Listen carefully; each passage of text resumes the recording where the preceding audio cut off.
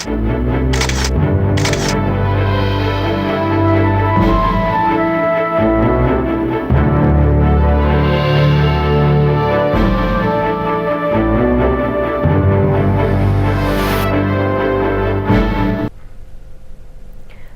আলাইকুম দর্শক, জনপদের খবরে আমন্ত্রণ জানাচ্ছি আমি মৃত্তিকা মোস্তফা। শিক্ষা, জনস্বাস্থ্য ও যোগাযোগ ব্যবস্থার উন্নয়ন সহ নানা প্রতিশ্রুতি নিয়ে ভোটারদের কাছে যাচ্ছেন ত্রয়োদশ জাতীয় সংসদ নির্বাচনের প্রার্থীরা।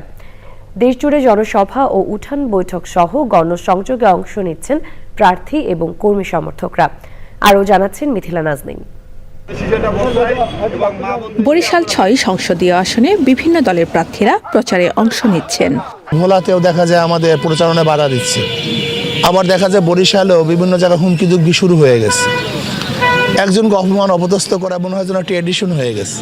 এটা আদৌ তো ঠিক না। আচরণবিধি ভঙ্গের বিষয়ে একটা অভিযোগ দায়ের করেছি রিটার্নিং কর্মকর্তা বরাবর। আমরা বলেছি যে এখানে বিভিন্ন জায়গায় উপঢৌকন দেওয়ার প্রতিশ্রুতি দিয়ে ভোট চাওয়া হচ্ছে।